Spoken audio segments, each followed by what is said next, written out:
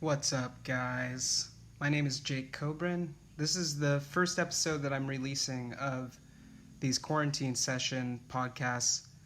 These podcasts were inspired recently by current events, by this COVID pandemic crisis that is affecting all corners of the earth in various ways. I had endeavored to create a podcast series in the past. I had the Inner Eye podcast, and I did one episode of the podcast that I called The Matrix Detox, and all of my efforts keep getting thwarted by the forces of entropy.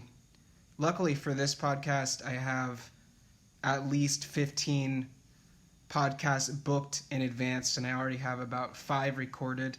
This being just the first one that I am releasing because this episode has had the most demand for a second viewing so far. I'm going to attempt to try to keep introductions and monologues as short as possible because, man, sometimes I just skip through that shit. I listened to, for example, the Be Love Now podcast, which is the Ram Dass podcast, and Raghu Marcus, bless his soul, hosts that podcast and just rants in slow, monotonous tones, just making me yearn to hear Ram Dass's wit and spiritual wisdom. I always skip it, so I'm going to try not to do that too much and only speak when there's something that is of utmost importance. This episode is with Luke Brown. Luke is a remarkable psychedelic visionary painter and sculptor and overall artist. I first met Luke in 2012 at Burning Man and was probably exposed to his artwork there, and he's since become probably one of my primary influences as a psychedelic artist. His work is astoundingly detailed and complex and beautiful, and I classify him into psychedelic realism because of how accurately and realistically he's able to portray the inner states and inner visions that can be arrived at through ample doses of psychedelic chemicals. Luke was also my neighbor until recently and lived approximately 7 minutes away from my house with our mutual good friend Mark Lee, who's also a brilliant painter. And Luke is a remarkable storyteller and articulates things in a very eloquent and trippy way. I've also been listening to the audiobook of Power versus Force by Dr. David Hawkins, which Luke mentioned in this podcast, and that's been really interesting.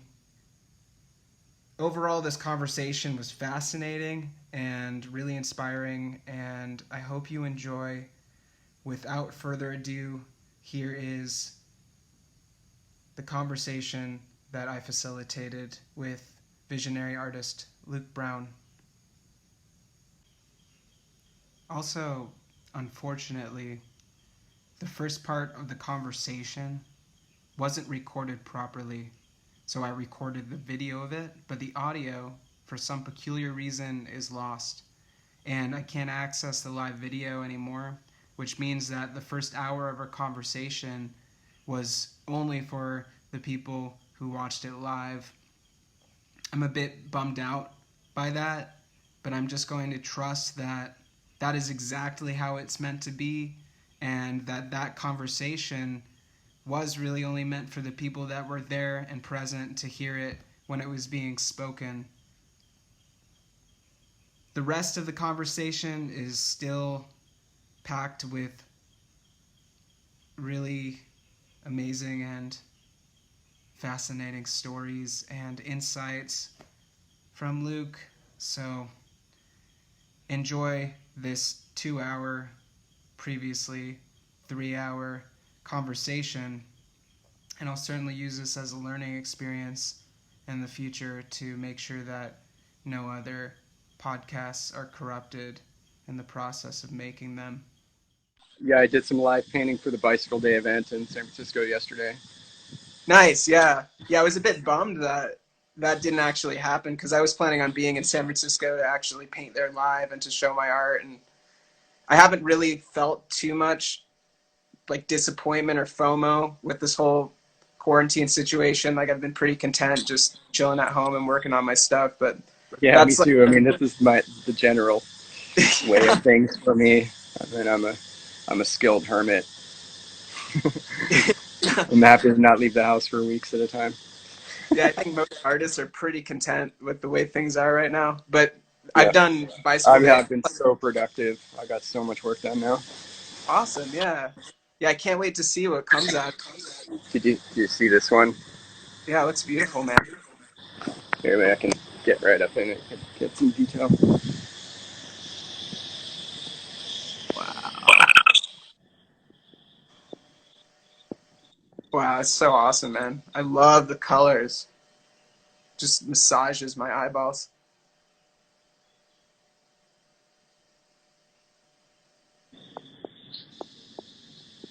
You getting that? Yeah.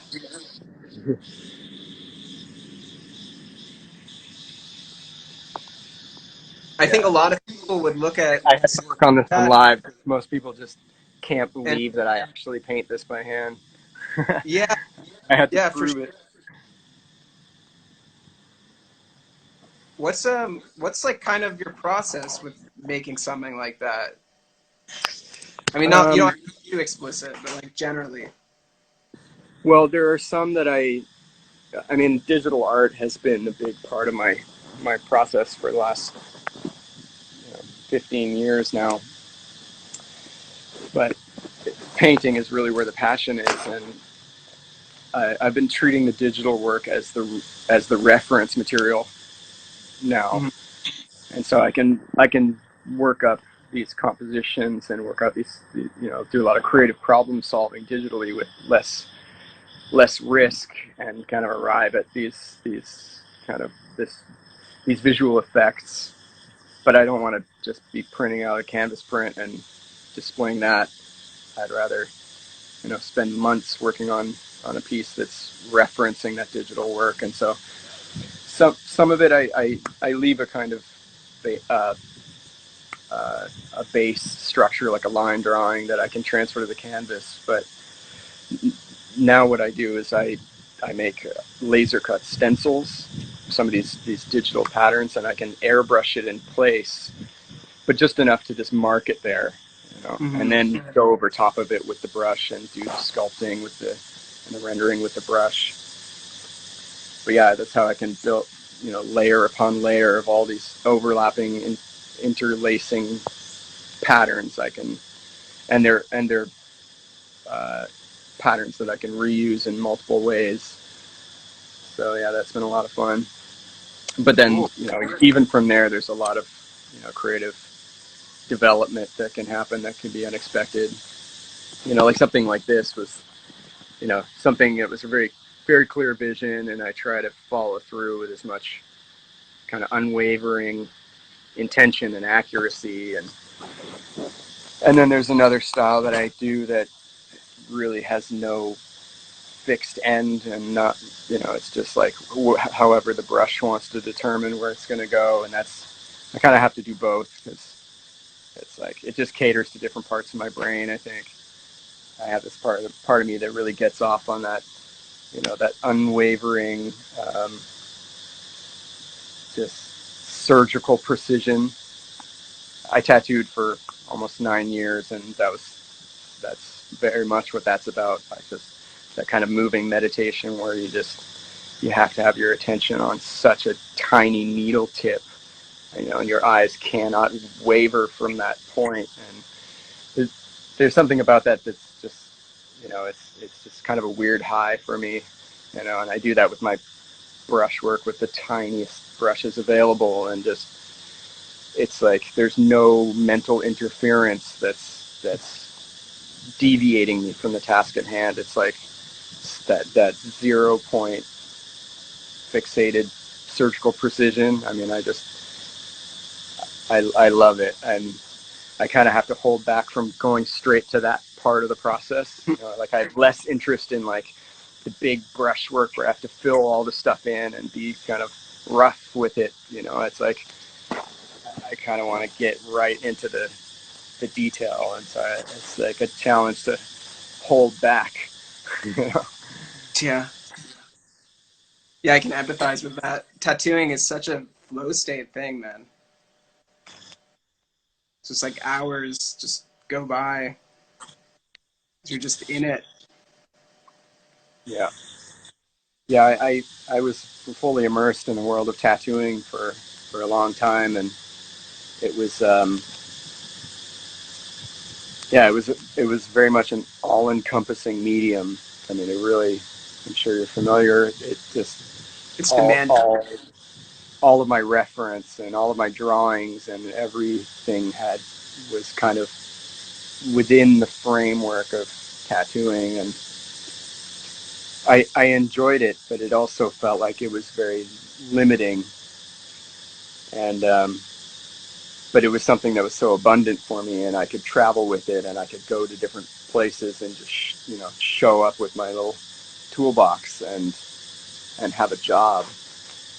And I mean, that part was really appealing, and that it was always this kind of financial safety net that was just available to me. But there was far less attention going on to my own work and my own painting, and there was a time where I knew that I was going to have to pull the ripcord. You know, it was like, I'm going to have to slow down on this. I'm going to have to do less of this. But there was so much demand for me tattooing that it was just, I was just pushing that aside, even though deep within me, it was like, there's so much more that I'm capable of and what I want to achieve creatively. But it's like everything I'm doing is tattoo related, but it's making me money, and it's always there. And yeah, it wasn't until I started to rapidly develop a kind of repetitive stress syndrome in my forearm and my Yeah. wrists and my knuckles, and it brought me to a pretty excruciating place. I mean, I really kind of just dealt with it for a while, because it was just like, I've had most of my body tattooed. I could sit through pain, but I mean, I was just prolonging this pain, and it got to the point where I couldn't tattoo anymore, and I mean, I could barely hold a pencil. It was like a really, not just a physically painful experience. I mean, it was like existentially painful. It was like I had allowed myself to get to the point where that one thing that defines my feeling of purpose and support by the entirety of creation has been jeopardized by my unwillingness to listen to myself. And yeah, that was like my Saturn return, dark night of the soul right there, where I had to really get in touch with not what I think I am, but what I really am and what I'm really here for. And I had an experience years before from a chronic back injury that was from my skateboarding days. Something that had developed over many years. It wasn't one incident. It was like a chronic thing. And I had an experience with psychedelics all those years before that really allowed me to, get to the root of that and kind of find ways to heal myself.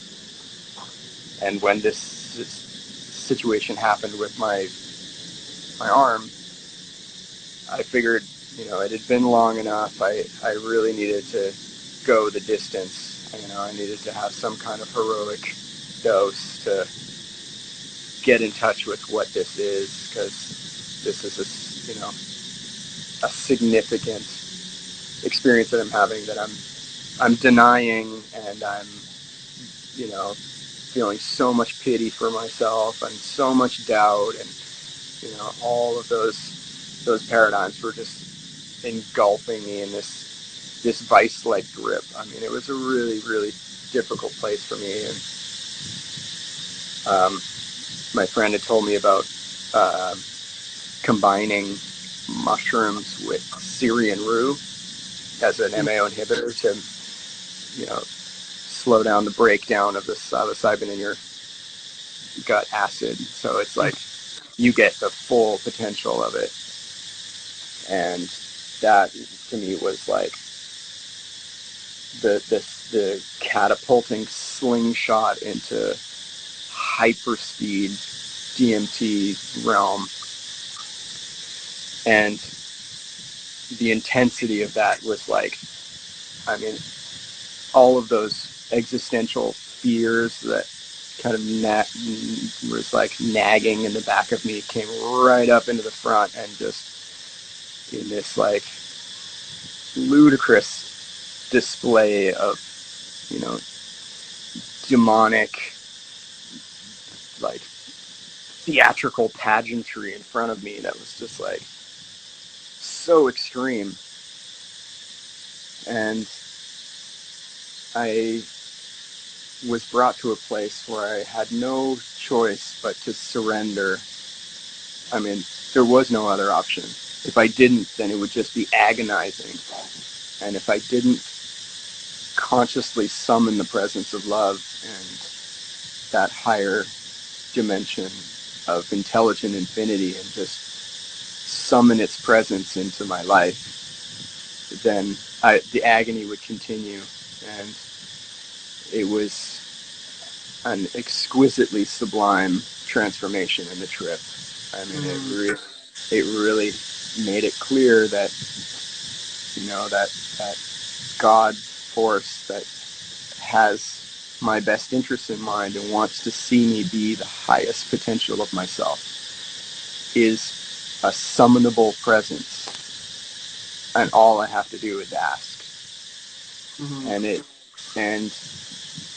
initially that, you know, that demonic theater play that was acting out the convincingness that I'm worthless and that I'm, you know, just all of those deceptive manipulations were just ridiculous, and it didn't exist. It was just me just, you know, projecting it out onto the screen to convince me. And yeah, there was a soul intervention that took place, and that demonic theater play, that embodiment of that manipulative, deceptive darkness, it was like all of those forms flipped, all the symbols that comprised its body, everything that constructed the space, everything just like, you know, flipped like a card. And and it was like the angelic counterpart, and that it was there the whole time, and it was disguising itself as the demon in order for me to do the work to get to the angel. And it was like, yeah, that Baphomet was my depiction of it, because it was like, you know, even the arms reversed, and, you know, it was like, it showed me that the angel, it was the demon, the angel was disguising itself as a demon in order for me to arrive with conviction and with, you know, to really just like command it. Like, and it was a really, I mean, that was one of the single most transformative psychedelic events of my life. And yeah, it was, this was that experience that I was describing earlier, where I was asking it questions, because it was such a profound vision. I was like, I have to paint this. You know, this has to be part of my life. I can't just have this be a fancy story that I'll recall on Instagram in the future. This has to be like, a tangible piece of art that will assist me and others. And so I was just like, how do I, and this was after, not, many years of really neglecting my own creative expression outside of tattooing. And so I was like, how do I depict you? Help me depict you. Like, show me what I need to do to begin the process. Because at the time, it felt so ambitious to try and convey this. And so this being, it deconstructed itself, and I could see that it was comprised of all of these variations of itself. And they were very distinct things. It was like, here's a sketchbook from 1993. Here's a painting I did in college. It was like all of this stuff was texture mapping this environment. And so soon after that, I got out all of this reference. I went into my archives. I went through all this stuff. This is pre-Photoshop days. And so I went to Kinko's copy center, and I color copied all the stuff, all my paintings. I color copied them in reverse, so I had the mirror image. And then I started to take Fisker scissors and get into this, this surgery of cutting out all the stuff, and then Sharpie markering the edge of the paper so there's no white. And then I'm laying all this stuff out, and I'm making my Baphomet painting on the floor. And throughout this process, and I'm living on the Sunshine Coast in British Columbia at the time, and there's this artist that had just this was in just at the end of 99, 2000, and this guy he wanted to when was this was I think it was after 9/11. Yeah, it would have been after 9/11. And this guy, he wanted to flee the States. He was like, shit's hitting the fan, it's Armageddon, I'm leaving the States, I'm fleeing to the woods in Canada. He wanted to just start a new life, growing vegetables and well water and the whole thing. But he was this really accomplished graphic artist, and he was like, I got a flatbed scanner and the latest Photoshop and a computer and the whole thing. Can I store this in your house? Would this be of use to you? I was like, yeah, I think that would be really helpful. And this is part of my rehabilitation process. And throughout this trip that I had to go into the muscle structure of my arm and into the tendons and see this vice-like grip of self-defeating language was like encasing it like a frame around the muscles, and was like creating this tension in there. All of this personal doubt and all this stuff was right into the atomic structure of my arm and my hand. I could see that my own limiting beliefs were affecting me physically. And so I had to go in there with the assistance of these angelic presences that were guiding me through this process, and they were showing me how to apply my own visually administered healing to unravel all of that language structure from within. Yeah, that was a huge leap in my own creative process, was having to do that.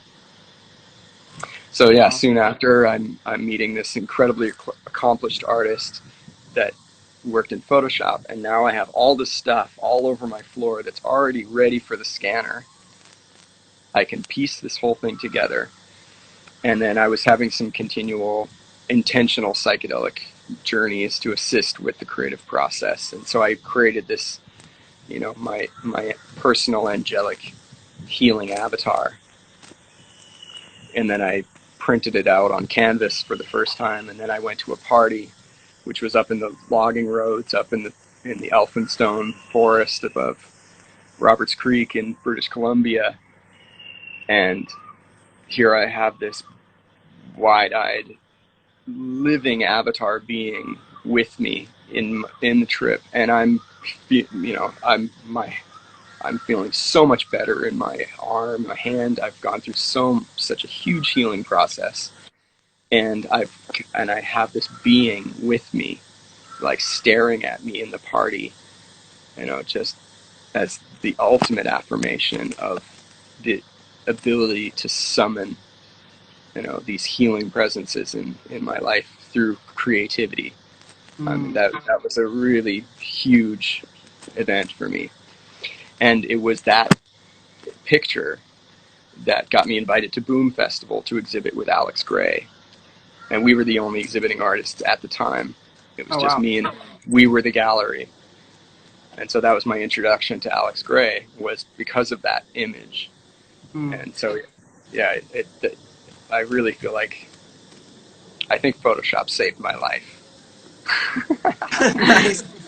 Because it allowed me the opportunity to have this quantum leap in my creative expression, to just dive across this massive chasm of ambitiousness towards, the accomplishing of a vision that is so much more accurate to what I experience inside. Yeah. I spent a lot of years doing mainly digital art because it was just what I was capable of achieving was just huge to me. But after some time, it's like the handcrafted, hand painted artwork just vibrates at a much higher frequency for me. And so I would use this digital art as the reference, ways that I can come up with compositions and integrate textures and visual effects and things that would take me years to arrive at organically. And yeah. Cool.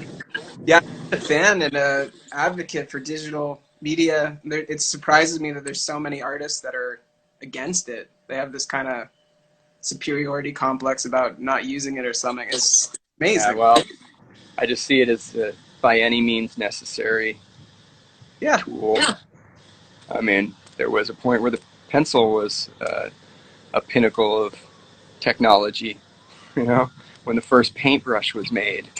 I'm sure those cave painters with their soot sticks were frowning at the brush. Yeah. Yeah, supposedly when Leonardo da Vinci started using oil paint, he was criticized by other artists that because at the time it was very, very new and most artists were just using egg tempera. So they thought that oil painting was like cheating or something. Yeah. I've met a lot of people that have similar stories about tattooing, like people that tattooed for long periods of time and it just wrecked their body and mind and then escaped usually through psychedelic means actually. I have a couple friends that now regularly host ayahuasca ceremonies that were career tattoo artists that would never touch a tattoo machine ever again because of the wreckage it had on their bodies and their minds and their spirits. Yeah, I mean, I've always been very psychically empathic. That was something I really had to navigate around and create context for what it's like to empathically feel other people's emotions and their states and have it just knock my system off course and just having to learn ways to develop the skills to really claim my own psychic autonomy and sovereignty in myself. And that's been emphasized a lot. And I think when I was tattooing, I didn't necessarily have that same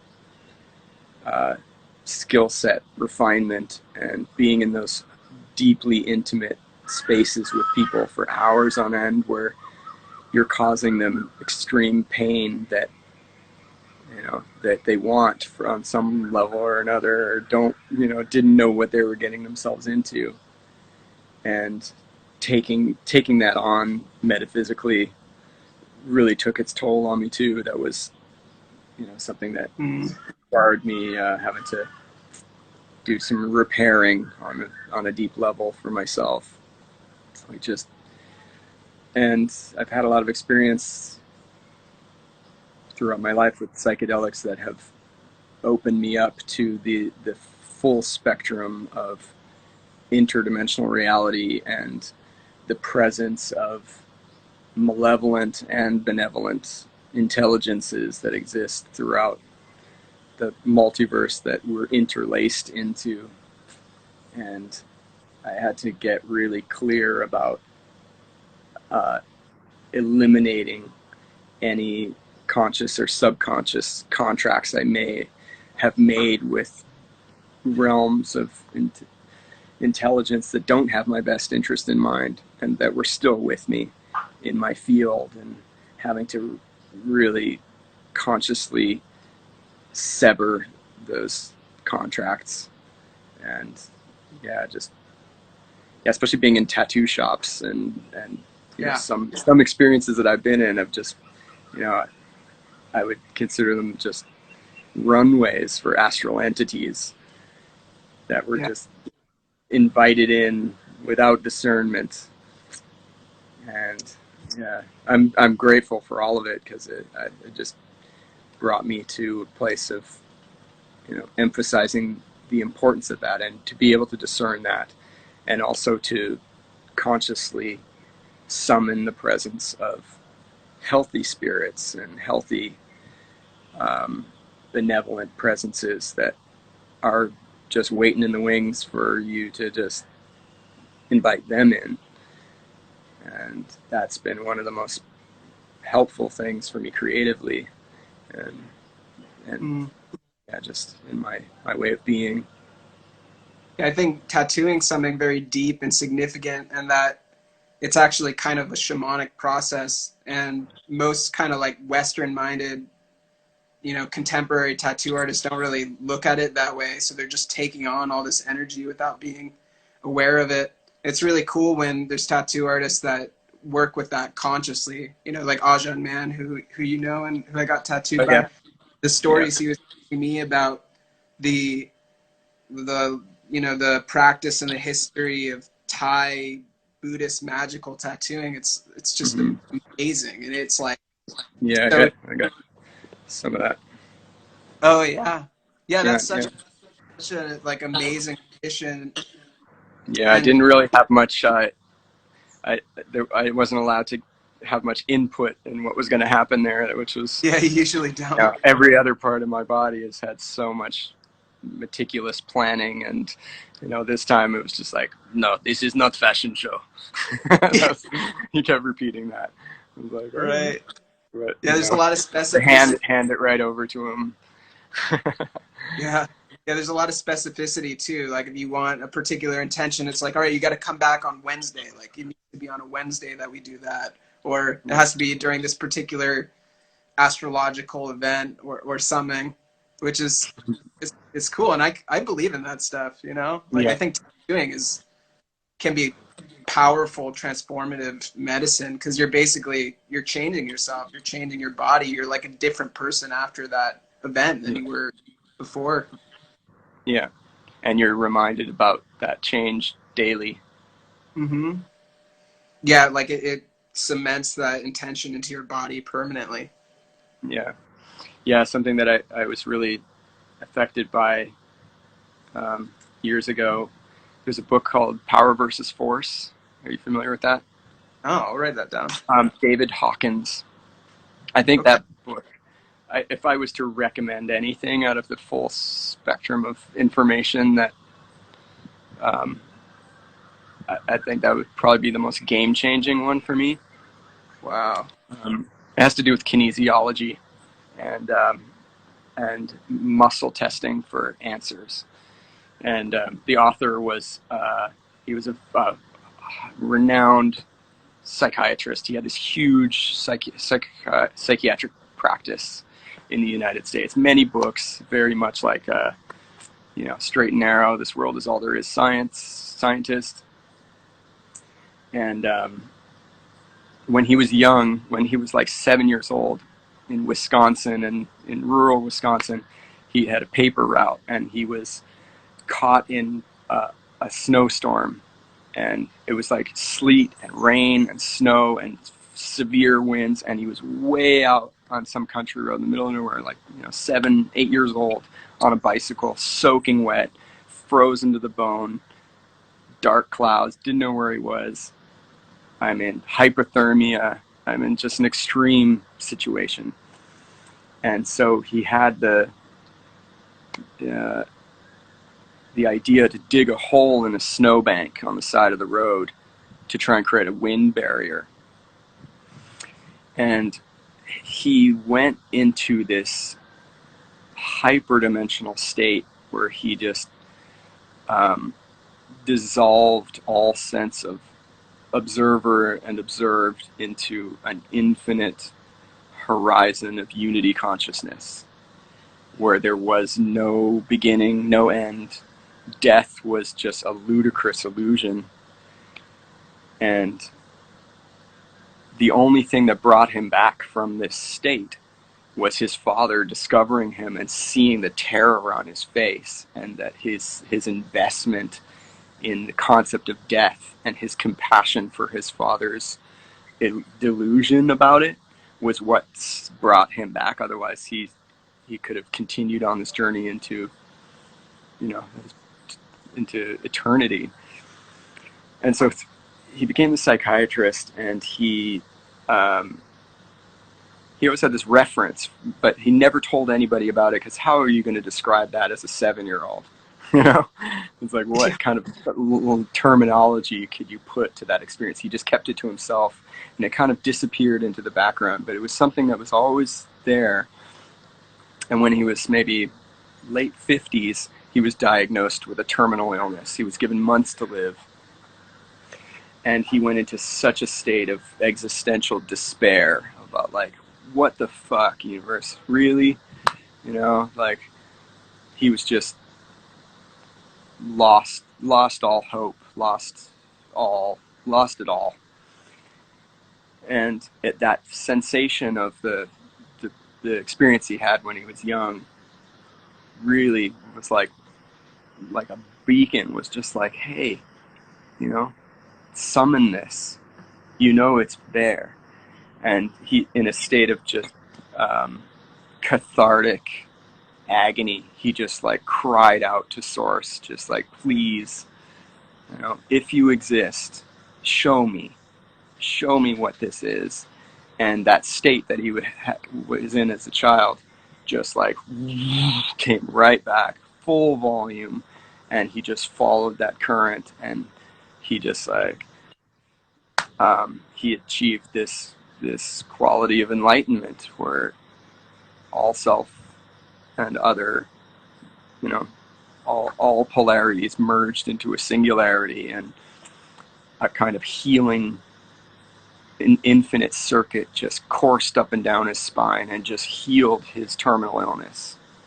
Wow. And he was just, a medical miracle. And for someone who had this terminal illness with months to live, and they were just like, this is impossible. That's not even possible. And what came from this experience was this transmission of the calibration of consciousness, and that all consciousness exists on this spectrum, which can be, you can make an arbitrary scale. You can say 1 to 1,000 just to contextualize, basically, from nothing to infinity. And that the course of it is following this vibratory upgrade. We go through these processes individually and collectively, where we move through these vibratory states. And so, for a large part of human evolution, we've been in this vibratory spectrum of really, a larval level of consciousness that expresses fear and anxiety and scarcity and all of these, which, if you were to chart on a vibratory scale, they exist from this hertz range to this hertz range. But there's a point on that scale of consciousness where an exponential leap occurs. and it's just on the other side of surrender. So the surrender to a higher intelligence, the giving up of one's life and to a higher power is what opens the way for unconditional love. And when unconditional love is achieved, that vibratory spectrum that's been moving through anxiety, scarcity, fear, all of that stuff, and then it moves into unconditional love, it just like, exponential. It's not just like 1 to 10, it's 1 to 1,000, and then 1,000 to 10,000. It keeps on going from there. And all of these states of consciousness are, you can test them, you can muscle test them, and it has a 100% accuracy because your body is accessing the field of infinite intelligence. And so he created this kind of method for muscle testing everything, including human consciousness. And so, yeah, he would do these tests of, he changed his psychiatric practice to be entirely about muscle testing. And so he would do these tests with thousands and thousands and thousands of cases, and every single time the answers would be exactly the same, no matter who was being tested. And so he was able to ask any question of anything that's ever existed and presently exists, and the body will respond as long as it's asked as a statement. Because the statement that you are making is either supported by the field in which you are embedded, or it's not. If it is, because there is no distance in time or space. We're in a holographic imaginatrix where all is one and one is all, and quantum physics will attest to this. So it's like you can, every locatable place in all of existence is non-local. It's like all simultaneously present in the now. And so he was able to, the muscle testing could access the entire Akashic records of everything. And wow. an example of what they would do was say, what it comes down to is something is either life affirming or or it's not life affirming. It's detrimental to life. It's detrimental to evolution. And so it's really one or the other. And so one of the examples that was used was, say you have an auditorium of 1,000 people, and every single person, so he's up on the stage, he holds up a white envelope. No one in the audience has any idea what's in the envelope, but you muscle test every single person in that room looking at that envelope, and their muscles go strong. You hold up another envelope, every single person in that room is going to go weak. And then you open the envelopes, one has vitamin C in it, the other has MSG. Not a single person in that room knew what was in those envelopes, but the body responds to the acknowledgement of the presence of that thing. And so that is remarkable to me, that the body knows. And I mean, you can muscle test, but I think we can also achieve a kind of internal kinesiology, and that's what our intuition is. Mm-hmm. And the more that you can deepen your trust through the revealing of the accuracy of your intuition, the more finely tuned your own intuition can become. But one of the things this is coming back to where you brought this subject up for me, was something that he described was creative acts, and how the intention of the creator of, whether it's a piece of music or art or anything that is now part of the public record, the intention of the person that made it is forever frozen in that thing. So say an artist that exists in a state of just existential anguish and fear, and they put that into their art. you can muscle test that art, and it will show you where it is on the scale of consciousness. It will be forever flash frozen in that state of consciousness. Whereas Michelangelo, who at the time of painting the Sistine Chapel muscle tested at a really high calibration of consciousness, like he was really, at an enlightened state at that point when that was commissioned of him. And so that is a piece of art that to this day, there's a psychological term, which I'm forgetting right now, for when people go into exalted states of euphoria in the presence of a symphony or a piece of art. It's because they're vibrationally congruent with the consciousness of the creator of that piece of art. And so that really affected me, because it really emphasized how important it is as creators to really be intentional and to really, not misuse our ability to offer things of merit. So, yeah. Do you think that like Giger? That's a really powerful thing. Do you think Giger's art lands somewhere on like the fear spectrum? Do you think it's more transcendent? Well, I relate to it in a way of a kind of exorcism of Right. those realms, because I've been to those realms. When I saw Giger, it's like I know what that is. That's not foreign to me visually. Right. I've been down into those corridors underneath the floorboard of the mind. Those realms of insidious demonic dimensions. Like I know that exists, but I've seen them, but I don't identify with them. I know that's part of the spectrum, but I had never allowed that to take me over and insert itself into mine. I can see it and be like, okay, I recognize you, I honor you, but just stay where you are, basically. And so I think that was part of the intention of Giger's work, because it is so transcendental, and that was, I think, a big part of the intention of that was, not to, his intentions weren't malevolent, and that's the beauty of it.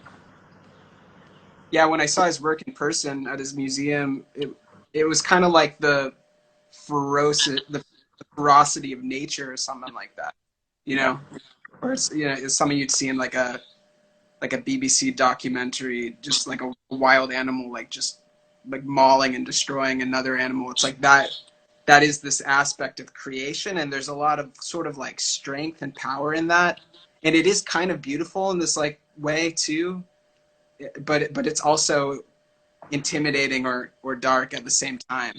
Yeah. It's not evil per se. I have an interesting connection with Giger. I've been going to Switzerland for the last number of years, and that's where the tattoo artist is that's been covering most of my body. And there's a family that I would stay with there as my recovery afterwards. And it turns out that they were really close with Giger. They were close with Albert Hoffman as well. They used to eat dinner with him almost every Friday, and Giger was really close to them, and so they were just like, "Oh, you should go meet him. I can arrange it. We'll arrange a special meeting." And they had this absinthe production that had been in their family for hundreds of years, and so they have this, the highest quality absinthe that's outside of legal bounds with the wormwood content. And so there was like, we want you to bring this to him, and you can have a special meeting with him in the spell room, and drink this 300 euro psychedelic absinthe with him. And so I was like, fuck yeah, let's do it. So I drove 2 hours to Gruyere to meet him at the museum, and have this, and traveled with a documentary filmmaker. And then as I arrived, his wife called me and said that he was going to have to cancel the meeting. He was in his 70s and just wasn't feeling well, and he felt really, really bad to have to cancel on such short notice, but just enjoy the museum. And I said, well, it's okay. I'll be back the following year for my tattoo appointment and for an exhibition, so we can just postpone it for the following year. And then months before I arrived, he passed away. Oh. And so I didn't get the chance to meet him, but I met Carmen the following year, and she told me that he was very familiar with my work, and he was a big fan, and he was very sorry that he wasn't able to meet me, and that he was interested in purchasing some of my work for the museum. And that was meant a lot to me because of just how much of an influence he was on me. And I thought that this meeting was arranged just out of courtesy of a mutual friend. It wasn't the fact that he actually knew who I was and appreciated my work. So that was really special to me. But yeah, so there's one of my paintings is now on permanent display in the Gruyere Giger Museum. So if anybody was to go there, they can see it. That's awesome. Yeah, to change the subject a little bit, I'm curious about your perspective on kind of like current affairs. There seems to be a lot of different levels to everything that is happening, and everybody has a different idea of what reality is right now. I'm kind of interested to poke at your ideas of reality in this time. Yeah. Wow, that's a whole other rabbit hole. I'm not sure where to begin with that. I mean, in summary of what's transpiring, I'm nothing but positive, and I don't have any worries about what's transpiring because there's a lot of evidence that's taking place that there's a global paradigm that has run its course, and that however conspiratorial your mind is, I see that there are elements that are playing out that were part of a global agenda that will not work anymore because it's coming up against a supernatural event in human consciousness that is on the brink of what I would consider a quantum leap. And there's, if you really want to follow that thread, there's more than enough evidence that that's what's taking place. And I see it's like a showdown between the manipulative force of darkness in the presence of the light. And kinesiologically, how kinesiology works is your body is strengthened by that which is, and your body goes weak in the presence of deception. And so it's, in order for deception to work in the world, it has to deceive, it has to hijack consciousness, and it has to manipulate consciousness to give up its own sovereignty in a way. It has to make you believe that the deception is more powerful than you. But in the presence of that which is, it's no match. It's like vibrationally, it's like, a tiny speck in the presence of that light. And the light is emerging from within consciousness. There's something within the collective that is having to reconciliate something, like where we gave our power away. I see a global initiation taking place, where all the curtains are getting pulled back, all levels of insidious, consciously malevolent deception that has hoodwinked our infinite creative potential for their means is being revealed. And that's a really painful process for a lot of people, to see where we allowed that to happen. And we're coming to the point where that ability to manipulate no longer works. the awakening is already underway. And I think that I see things in collective consciousness terms, and I see things in, that we are all co-creative dreaming agents in a hologram, where all of this is a reflection of the collective's imagination of itself. And so everything exists. There are certain things that are taking dominion on the public scale, but for the most part, there's something underway that is awakening from within. And so we're coming to the end of that deception. The curtains are all getting pulled back, and there's many elements of this story that we're all experiencing no one seems to be exempt from, where the narrative is completely falling apart. And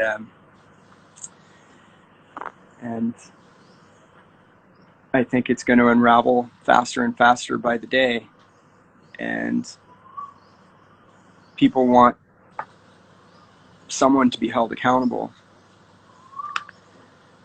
And I have ultimate faith and trust in what's transpiring, because my life has been has attested to that continuously. And if I falter from that now, then that would,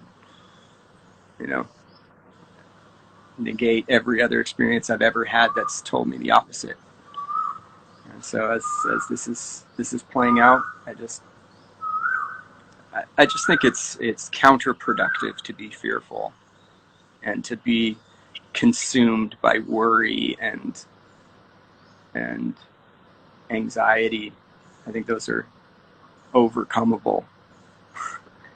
And the more that we surrender to that higher orchestration and that power, then that is a much greater influence on this collective than fear and anxiety. Absolutely, yeah. Awesome. Yeah, I feel like that's a good place to end things. And that concludes part one of the conversation I had with Luke Brown. Technically, it's actually the second part of the conversation I had with Luke Brown, but the first part is lost somewhere in some dusty closet in the halls of eternity. And I hope you enjoyed listening to this conversation. I found it to be incredibly inspiring. And without further ado, here is part two. Welcome back. Yeah, got me on a roll there. Yeah, that was super inspiring. Yeah, I agree completely. I don't really have any fear around what's going to occur. I feel like everything is exactly as it's meant to be. And I think that there is a similarity in a way to a psychedelic experience, where sometimes in psychedelic experiences you do go through these kinds of like rough or ugly parts, but they're ultimately to help you reveal what is true within yourself and what is beautiful within yourself, even if it may masquerade as something dark or Yeah, uncomfortable. some of the most agonizing elements of my past, certain experiences that I had that were so difficult, whether they're like in an instant or prolonged over time, like really deep challenges, have been some of the most evolutionary, beneficial experiences.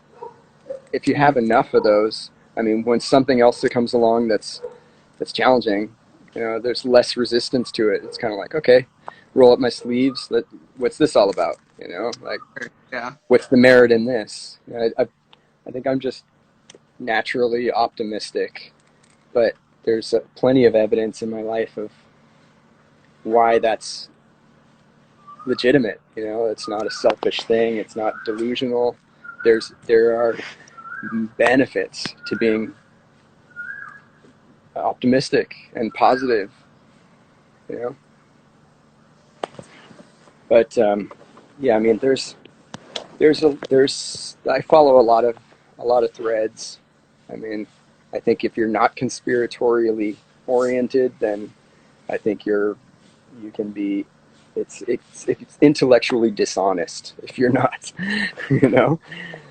And yeah, there's a lot of elements that are playing out, a lot of narratives that are false and that don't hold ground anymore. They're like literally crumbling, and the lie is being revealed. And yeah, I think I try not to fixate too much on what I think it is, but just being open to it revealing with an underlying foundation of trust and optimism. And I just see that everything that's transpiring, it's like we're all responsible for it. Everything is our collective co-creation.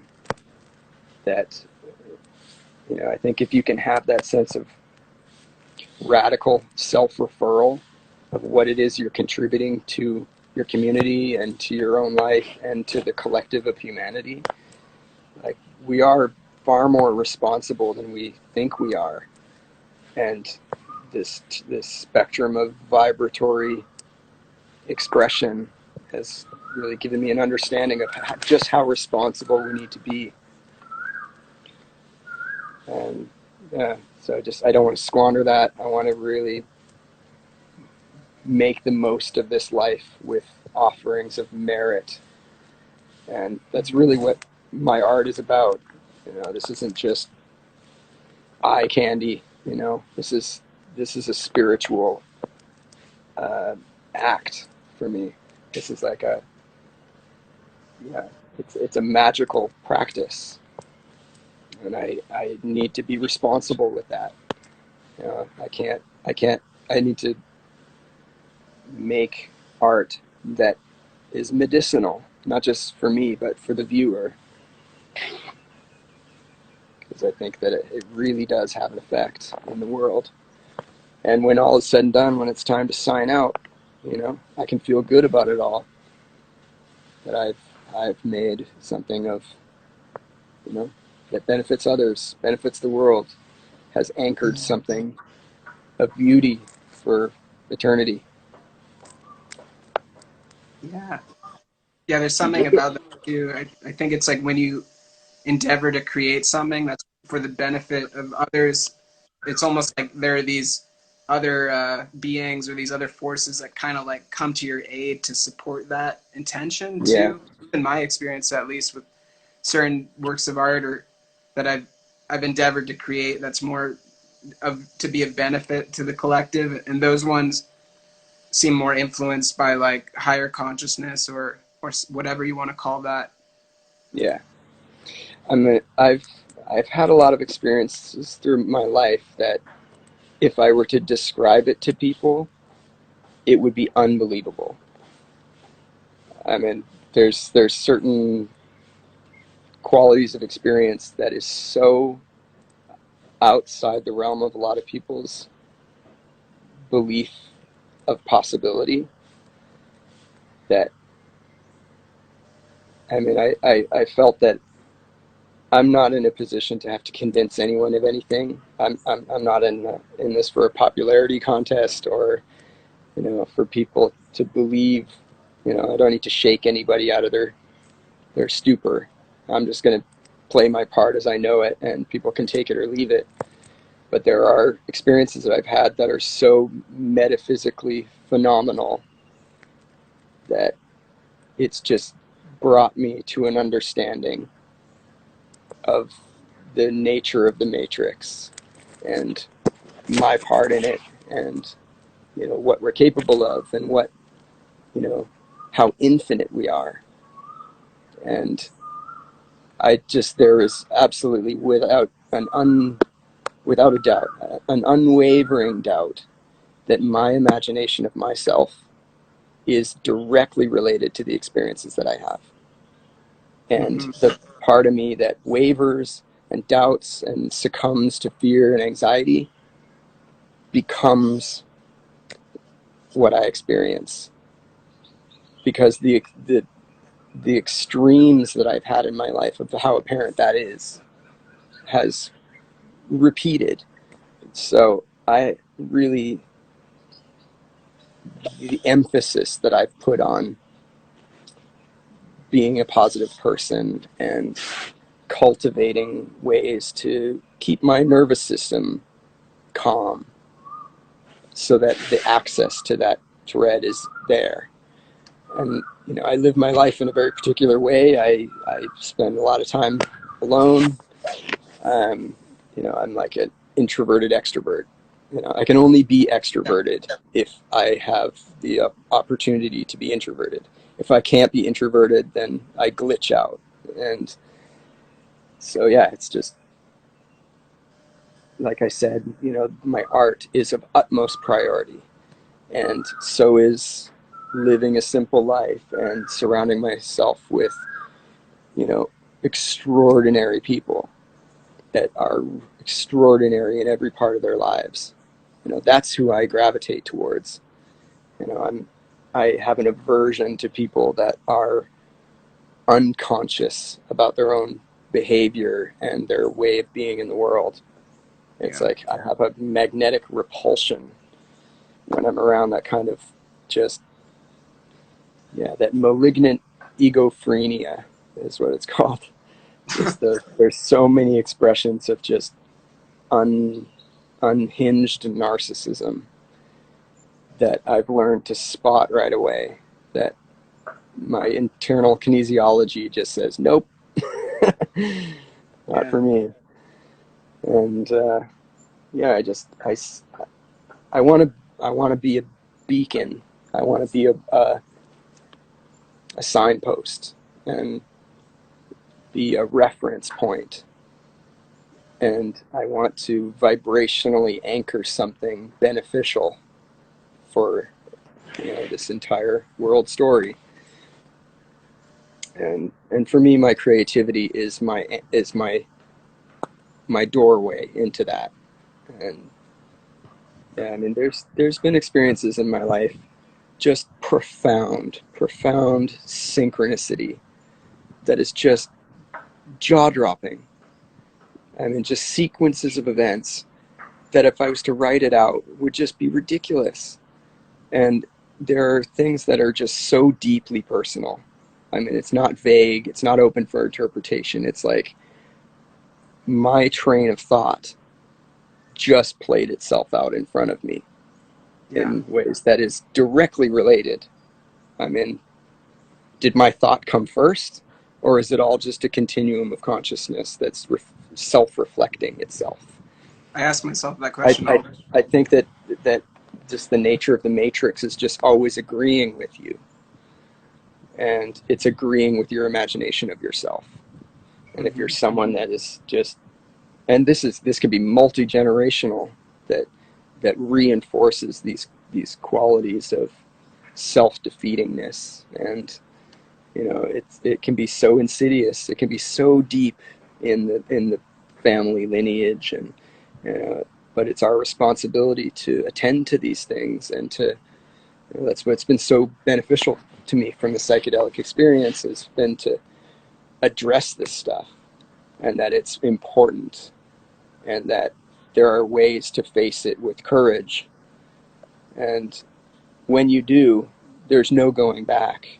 Once you breach that threshold and you arrive at a new imagination of yourself, to go back is so much more painful, because those delusions that you subscribe to so deeply are so much more apparent, that it just will nag at you so hard. And so it's like, that's the beauty of this opportunity for spiritual growth, is that it is exponential, and it's like you will move into a new imagination of yourself, which will reflect into the field in which you are embedded, which will change your imagination of yourself, which will reveal itself in the field in which you're embedded. There is an opportunity for an exponential spiritual growth if you're willing to face all that stuff with courage. And I think that true courage really is only possible with the invocation of that intelligent infinity. If you deny that that's there, then it can be much, much, much more frightening, and it can really tear your life apart. Mm. Yeah. So yeah, it's just a continual just trust. And I think Yeah. that what's playing out on this planet right now is, there is an opportunity for justice for those that have hoodwinked the planet. This dark cabal that has gripped the imagination of humanity and kept it in this tiny framework of itself and fed the narrative. This is all you are. This is all you get. And if we keep you there, then we can feed off of you, and we can, you know, benefit financially off of you by keeping you in this tiny little wheel to run in, when outside of that wheel is eternity. As long as the collective doesn't wake up to eternity, then this charade can continue. But there's a collective initiation, and I think it's poetic in a way that everything's having to be stripped away. All our addictions, well, except for our smartphone addictions, but all these things that we just distract ourselves with are all being challenged to, go internally and just, I'm going to face who you really are. I'm going to sit with yourself. And I think that that's also going to contribute to this awakening. Yeah. Yeah, it's one of the powers as an artist. If you look at reality being a projection of the imagination, then as a visual artist, or I guess any kind of artist really, you're contributing to constructing people's imaginations. You're kind of like, you have a tiny bit of real estate over people's imaginations, and then that evidently ripples out into reality and into the collective. It's actually like it's a big responsibility in a way. Yeah. Yeah. Yes, as far as I'm concerned, there is a great awakening currently underway, like fully underway. And these beings on the planet that have a vested interest in keeping us small and keeping us in that tiny framework still have that control over the mainstream narrative. And so that narrative is just getting cranked up. But there really is a huge portion of the population that aren't falling for it anymore, or are questioning it, or not trusting the source of the information. And I think that that's it's going to be a backfiring feedback loop on those deceivers that that are trying to pull this off. And yeah, this is the end of the line. I think that we're on the brink of the potential of something immense, like the planetary narrative has the opportunity to change dramatically. And it's not through causality. It's not through a sequence of events where this is going to create this, which is going to create this, which creates this. I think that it's something that is supernaturally emerging from within consciousness. And, I see that we're in a kind of, none of this is solid. Like, think my knuckle is banging against wood. No, this is intelligent infinity banging against intelligent infinity.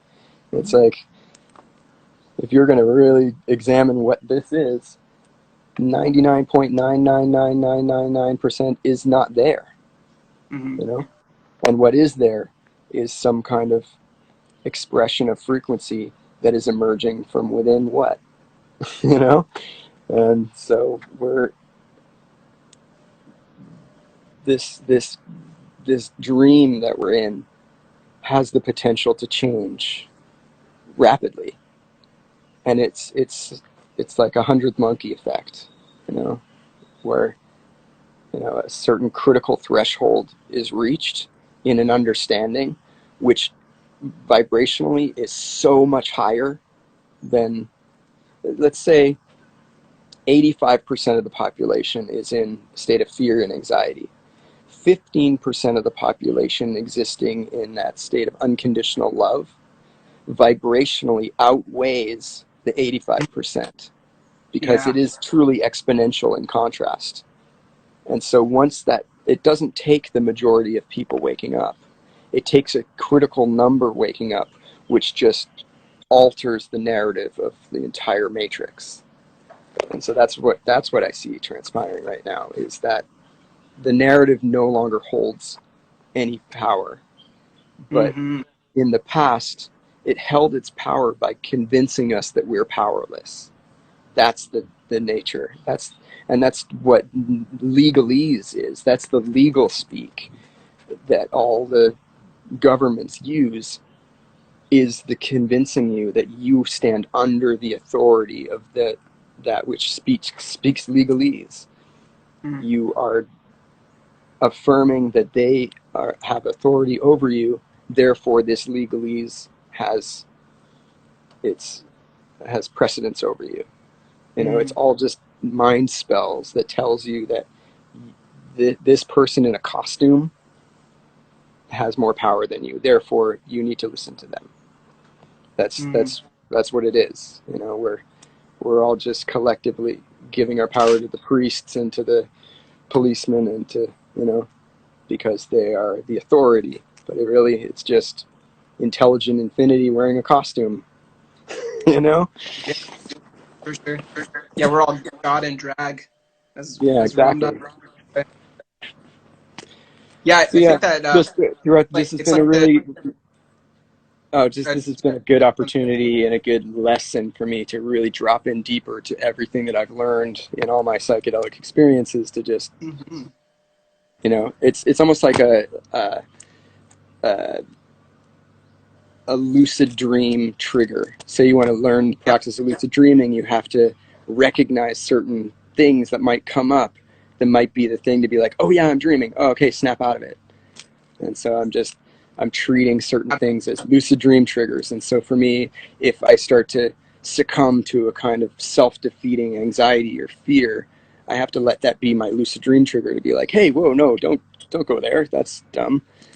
You mhm. know, like, hey, remember how you told yourself that that was going to be the thing to like snap out of it and surrender to love? You know? Yeah, yeah. It's getting increasingly more, bizarre too, and absurd. Even like Cardi B going live with Bernie Sanders, and there's stuff like this that's just like, wait, what? Peak Like absurdity. even Donald Trump being president is one of those like peak absurdity kind of Mhm. sort of things, and they're all Yeah. kind of like What a they're character to collectively dream up, huh? what a character to collectively dream up. Yeah, and they Amazing. are all like the Got dream to team. honor him for that, like just for playing that role. Yeah, for sure. Yeah, and And it's as I honor you for playing your role and being perfectly yourself, you know, yeah, it's just, yeah, for sure. yeah, we're just Yeah, watching a movie. and it seems like like our reality is defined and constructed by our narratives. With Yeah, everything going on in the world, the narrative is kind of crumbling, like the default narrative, and the narrative now is kind of up for grabs, in a way to like take it in a different direction. And that's part of my intention and motivation with doing these conversations, is just to seed out kind of a more empowered narrative to the collective for anybody that might be listening, and tells has conversations with other people then by what they've gotten from these conversations, because I think that's like the most important thing right now, is to clarify a narrative in your mind of reality and our role in it that is empowered. yeah, yeah. I see in this great awakening process that, you know, those that have controlled this planet have lost their grip. You know, as much as the narrative is being cranked up to full volume, that's pretty much the only card they have to play now, is that just blasting the narrative, because behind the scenes, that narrative is no longer holding its form. And so, you know, that's where the fear tactics got to be ramped right up. You got to, you know, people are so easy to control when they're in fear and anxiety, and you can feed them any narrative and they'll take it because they're just got to grasp for some narrative. But you know, we're in the most incredible opportunity in human history now to push back against that deception. And I think one of the greatest contributions that we can make like what that push is not a physical fight. You know, it's a radical alteration of one's imagination of oneself. You know, and that has so much more power than we've given it credit to, because it's just upgrading your frequency, becoming frequency specific, and coming into vibrational alignment with a power that supports existence, and letting that be the channel that you're on, and you're unwavering there. And you know, so many people have their version of what that is, whether that's Jesus Christ, whether it's, you know, whatever form of God you want to name or put a face to. You know, it's all, to me, it's all the same, you know, outside of the dogmatic control framework. But, you know, it's the surrender to intelligent infinity is what is going to change this. And I think atheism is one of the most just intellectually dishonest detriments. I mean, it sounds like misery to me, honestly. Yeah, I think atheism just kind of comes out of a form of ignorance. It's a fundamental misunderstanding of what God really is, you know, and also a total denial of the vast intelligence that we are all a part of. Kind of, it blows my mind in a way that somebody would adopt a worldview Yeah. that doesn't Eat acknowledge a 5 grams of mushrooms and dry darkness and get back to me on that topic, you know? Yeah, yeah. I haven't really And heard there's a lot like of. no denying that presence. I mean, no denying it. Yeah, yeah. I agree. Yeah, it'd be an interesting experiment to give some of the most devout atheists like high doses of psychedelics and see kind of where they stand after those experiences. Yeah. Cool, man. My What were you my saying? oh, did I ever send you the link to my brother's TED talk? No. Look up Dr. Adam Oliver Brown. Okay. So he's head of the biology department at the University of Ottawa, and yeah, him and I took some alternate paths in life. He's um, much more on the straight and narrow than I was, and yeah, he became a biologist, biology professor, and I mean, he had introduced me to psychedelics when I was a teenager, but I think it didn't really continue much beyond that for him, and I took on that role with great enthusiasm, and it really informed my creativity in my life from then on. But yeah, it wasn't until several years ago that my brother was hired to be the new host of The Nature of Things, the documentary series that was on Canadian television for 30 plus years. And his first assignment was to be sent to Peru to drink ayahuasca on primetime television, and to Wow. be filmed with infrared cameras in Imaloca in Peru, and what he thought was going to be um, a documentary on the science of ayahuasca and the way that it mimics serotonin receptors in the brain, and the way that biologically developed in nature, but has these psychedelic effects and complex nervous systems and all of that. Like, just thought he was going to have some fireworks and some synaptic supernovas, and ended up having this radical reevaluation of his whole everything, and got into the atomic structure of the collective human experience. And he ended up having this curtain pulled back in his consciousness, and saw an event that was a part of his childhood that was so traumatic that it became amnesically barriered in his mind. And he saw it from the outside. He saw himself from the outside as if he was watching a theater production. And he got to see it from the understanding of where he is now, and got to see how valuable the experience was to see it from that perspective. And he got to see the way that that event had shaped his whole life. And not his whole life, but the parts of himself that he didn't like about himself. The parts that he was most challenged by, that were now contextualized by this event that just was revealed clear as day, but gave him an opportunity to see it with compassion for that little boy. Mm-hmm. And then from there, another curtain pulled back, that, and another one, and he got to go deeper and deeper and deeper to reconcile these areas that had just been tucked under the rug and never to be seen from again, but were itching and biting at his ankles for his whole life. And so it became something that, really changed him, and changed the nature of our relationship too, because there was a lot of animosity between us, especially because he took this life that was so challenging and just so hard. And here I am gallivanting around the planet and going to parties and festivals and painting and tuning in with him and telling him how awesome everything is. And he's just like, yeah, here I am studying, eating macaroni and cheese for the 7th day in a row.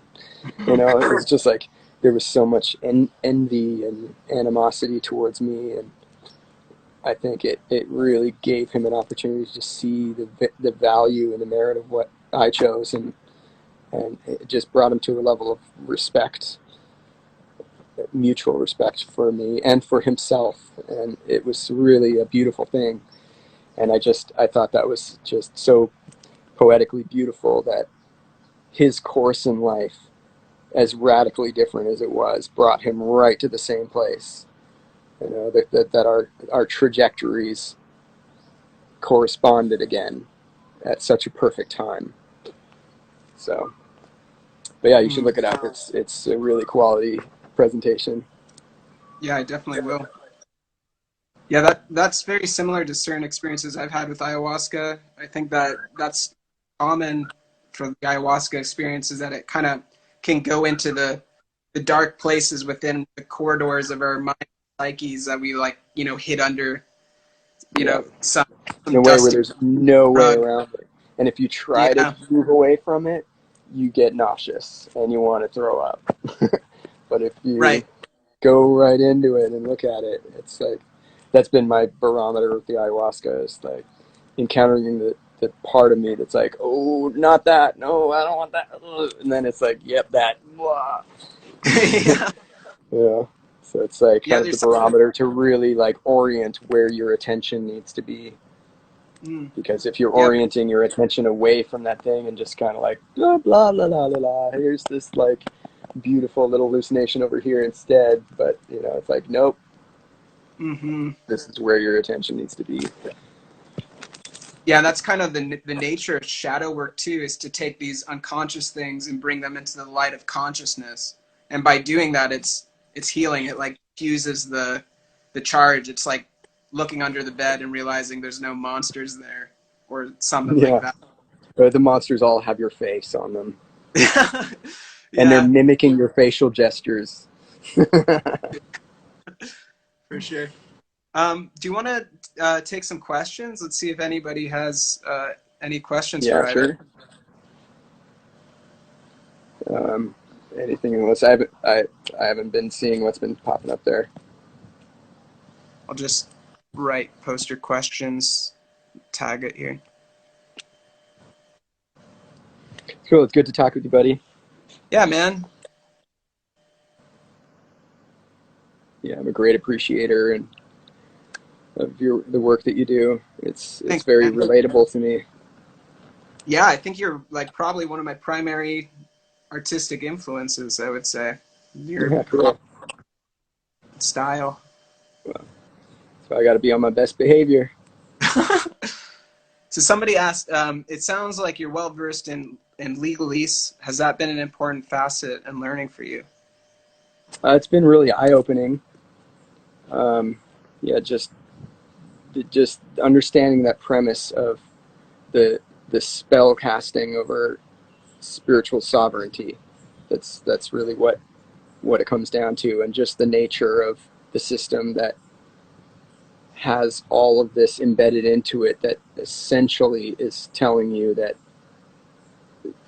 who has authority over you, just through that the authority stands over you by you consenting to their authority over you.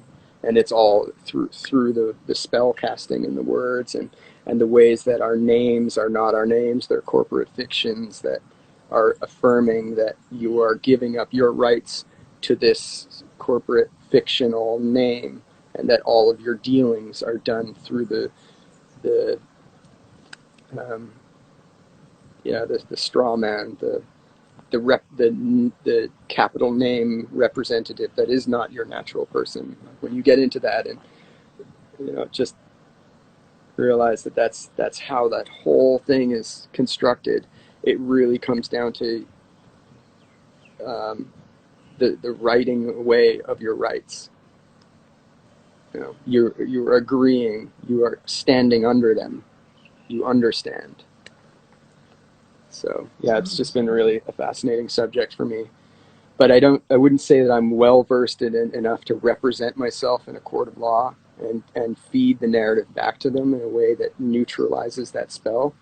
And I have great respect for people that have done that and have been able to walk out on, Where did you first learn about that stuff? Was it through any kind of books or anything like that? It was through that family that introduced me to all of the secret society, occult, Okay. magical, Kabbalistic traditions. They were really into that stuff. Huh. So Yeah. that was introduced, just kind of a segue for them from all of the, understanding magical contracts and things that it just, you can spot it, once you become well versed in, these magical spell casting contractual terminology. It's the same thing, and the people that have constructed this legalese are occultists, essentially. I mean, the manipulators of this world are occultists. They are a cult of, godless, Satan worshippers, essentially. Wow. So a couple people asked about daily rituals and routines. Do you have any kind of daily practices or rituals that help you stay in your highest? I mean, I could be more disciplined about it, and I've had times in my life where I have had very disciplined stretches, and the insight that I've received from those disciplined times, I think there's just certain reference points internally that I think are always there. And I do have great benefit when I have more disciplined times with yoga and meditation and, certain subjects that I immerse myself in, or, and then it's just like, oh yeah, there it is, but I think I have a kind of mandate or a manifesto of just trying not to worry as often as possible. And if I get fearful or I worry, then that's my sign that I need to address the worry, rather than just, oh, the worry, I'm just going to follow the thread and just reinforce it with a deeper and deeper groove in my consciousness until it's harder to get out. Because there are certain threads in consciousness that if you aren't attentive to them and just give yourself the right to sever its head off right away, you have the right to do that, then it can really insert itself and convince you otherwise. And so there's just certain ways that I've kind of developed the techniques to recognize the signs and to really, but really it's like if I'm in my creative flow and I'm in my whoa, got some big bugs flying around. If I'm in that flow state, then really everything in my life really comes together.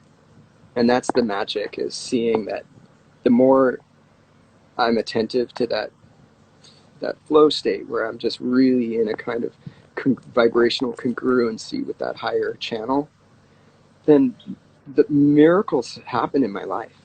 I mean, there are elements of my life that are nothing short of miraculous. And how am I going to convey that to someone that is not familiar with the miraculous. You know, Mm. I could give a fancy story of what happened, but you know, in the back of someone's mind, they might just be rolling their eyes, and you're like, "Wow, cool story, bro." You know. But for me, there are events that have happened often and throughout my life that tell me that I'm supported, I'm loved, I am unconditionally loved by all of existence and all of eternity. And there is nothing that I could do in my actions that would change that love. But I need to be vibrationally congruent with that to really feel it and see it and have it be a part of my life. And Mm. that's been something that's been emphasized over and over in my psychedelic adventures. That it's like I have to be responsible.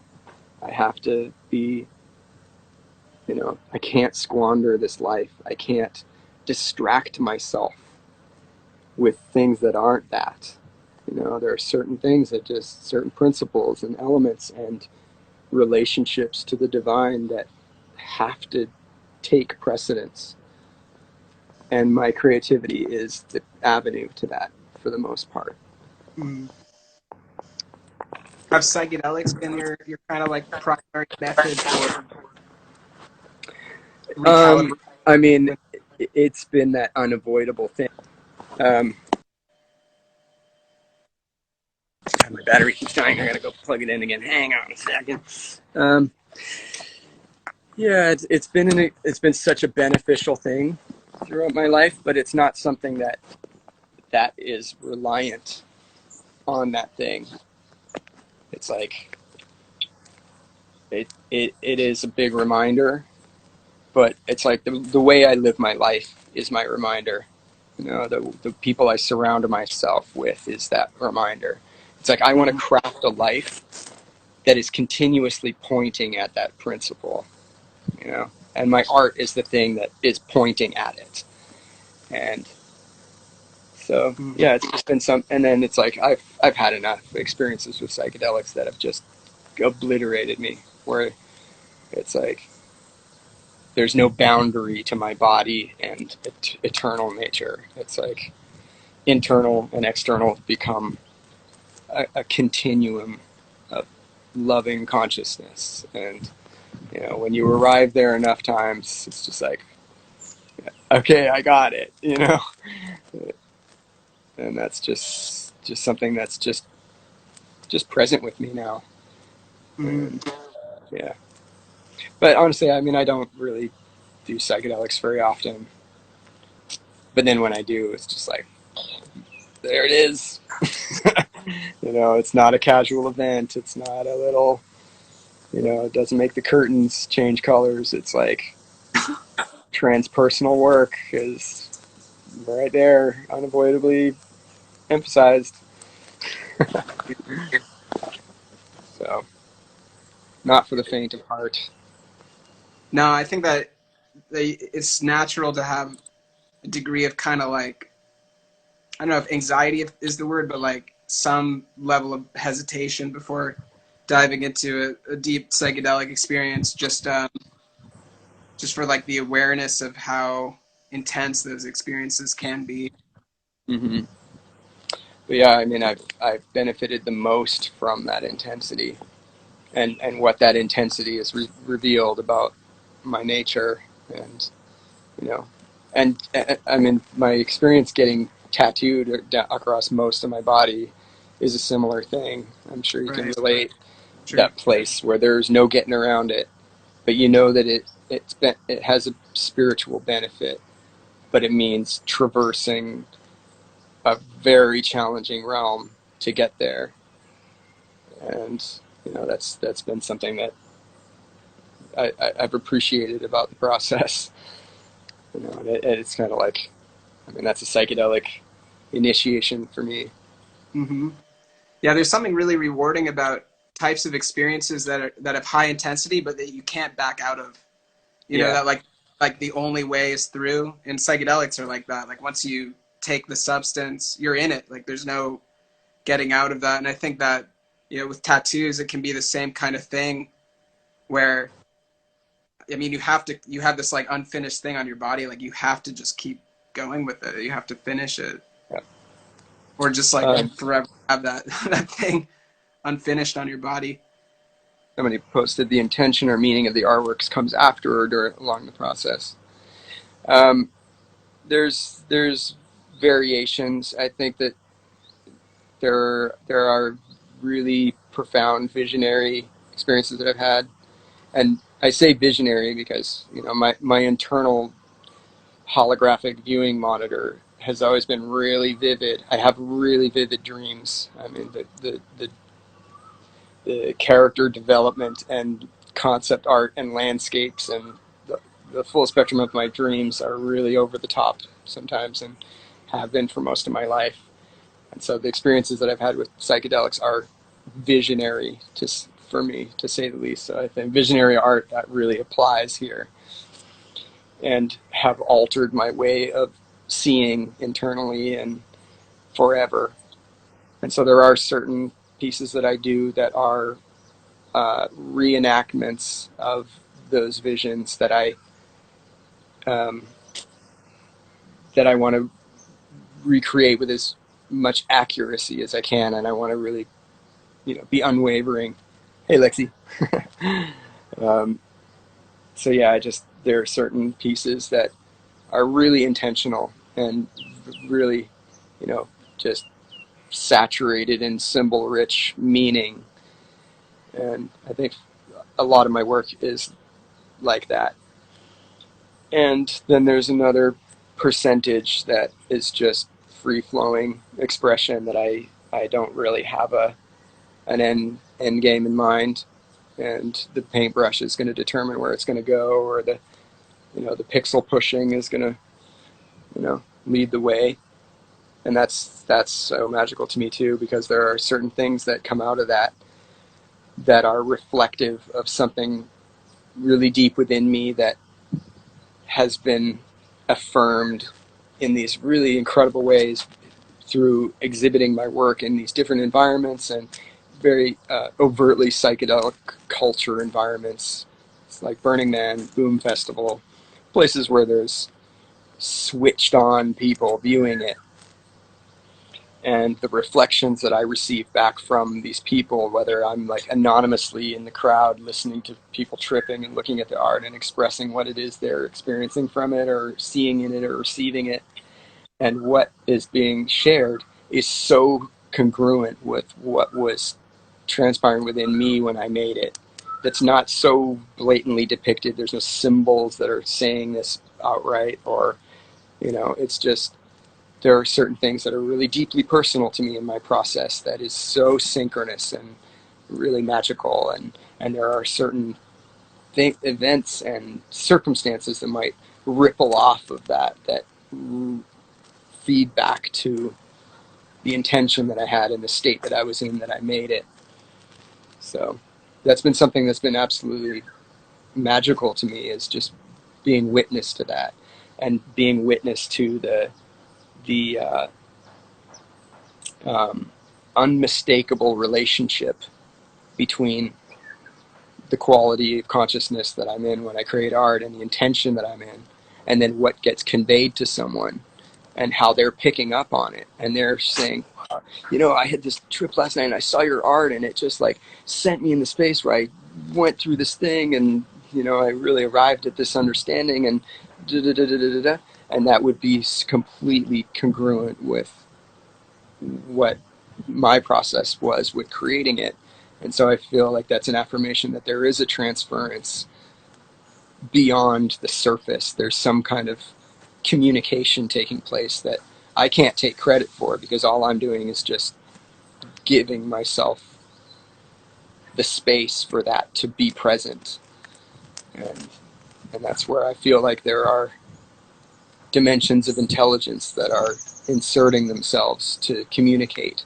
And that's where I have to be really clear with what it is I'm inviting in, and not just be, not everyone's invited to the party. I got to have a real strict, invitation list of what it is that I'm drawing into my field. And there are ways, there are affirmations that are really powerful, ways that you can really proclaim with conviction what it is that you are no longer willing to play a part in, and what, you know, that's really, there are magical acts that you can do to sever all threads with all contracts that wish to, you know, pull oneself out of the highest expression of loving presence. You know, just here and now no longer apply. You know, there are ways to do that I think are really important in these days, where all the veils are lifting, and we have to get really clear with what it is that we're choosing now. Cool. Yeah, thank you. I think maybe let's do one more question. I'm curious about this one. How much of an impact did having your art stolen have on you? And did it have any sort of halting effect on progressing from there? Oh wow, yeah, that was a big chapter for me. That was huge. I had a series of events happen under the most just mind shredding circumstances, in ways where my art was being stolen from different events around the world, with you know, work that took me months to years to complete, that were so infused with the highest intention, only to be taken from me under just like the most WTF circumstances. And it was really hard on me. It really made me um, it really brought the doubt level up full volume. You know, just like, what the hell? You know, why I'm gonna put everything I have into these things only for people to steal this shit? That's just brutal. I was just really pummeled by that experience. And I mean, it wasn't just, I mean, I can always make more art. That wasn't, it was less to do with that. It was just it was the why, not the what. And yeah, this could be a bit of a story here, but I think it's an important one. It really affected me deeply. So I had these, you know, in multiple countries, all in short periods of time, under just the most unanswerable circumstances, having art taken from places that would be really difficult to take them. And so it made me feel like there's some kind of metaphysical event going on here. Like, this isn't just art thieves. There's something happening on another level of existence that's playing itself out here that I need to take into account. And, you know, I want to take challenging experiences in a way where I have the opportunity to really examine my own imagination of myself. And I think that it was another level of, even though I was dabbling in these magical realms and invoking these spirits and these presences and painting them and making these allegiances in a way with these dimensions, and but also a part of me that still subscribed to being small and not worthy, and um, wanting to remain somewhat anonymous behind it, not wanting to be in a spotlight, not wanting to be a famous person. Um, yeah, just being challenged by all that, having to step into, you know, a role of responsibility without having any responsibility.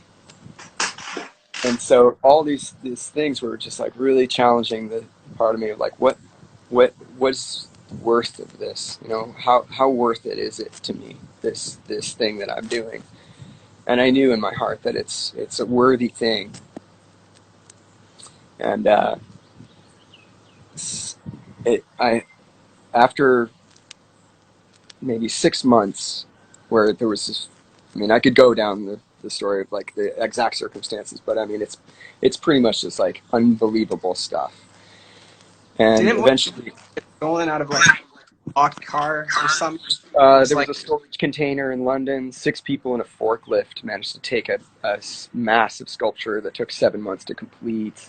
There were paintings that were stolen in areas of the Hilton in Hawaii with no cameras in that corner of the venue. There were hotel rooms that were broken into that only required a slot key card that would have a recording of who it was on the only floor that didn't have cameras.